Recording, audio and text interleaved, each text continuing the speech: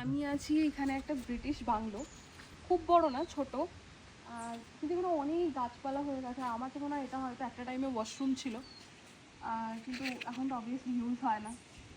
আর এদিকটা তো পুরো একটা মনে হচ্ছে ওই দিকটা একটা নদী আছে, বাট এতটাই গাছপালায় ভরে গেছে যে বোঝা যাচ্ছে না। এই দিকটা তো পুরো জঙ্গল, পাইন ট্রি।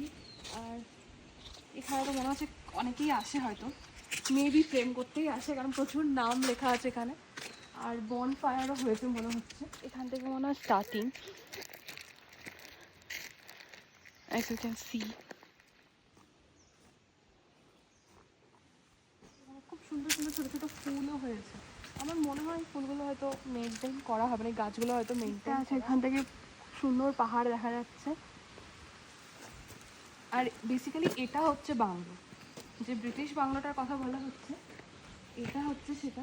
খুব বড় নয়, কিন্তু খুব ছোট, কিন্তু খুব সুন্দর। আমার খুব পার্সোনালি ইচ্ছে যে আমার যদি কোনো দিন সেরকম সামর্থ্য হয় তাহলে আমার পাহাড়ে এরকম একটা বাড়ি থাকবে, খুব সুন্দর ছোট্ট, যেখানে এসে আমি একটু থাকবো কিছুদিনের জন্য, আবার কিছুদিনের জন্য অন্য কোথাও চলে যাবো, এরকম একটা জায়গা আমার পাহাড়ে থাকবে। আর এই জায়গাটা একটা ছোট্ট মতো করিডোর টাইপের, মানে ছোট্ট একদম ঘরের সামনে একটা জায়গা। এখানেও ছোটো ছোটো ফুলের যে টবগুলো হয়, হ্যাঙ্গিং টব, সেগুলো দিয়ে সুন্দর করে বেশ সাজানো রয়েছে পরিপাটি করে।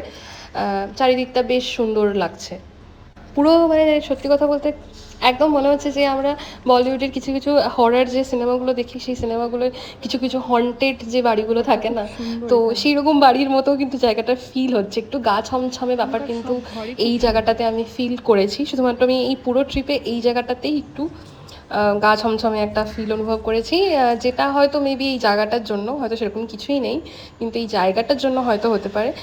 মানে আলটিমেট আমার সব কিছু খুব ভালো লেগেছে।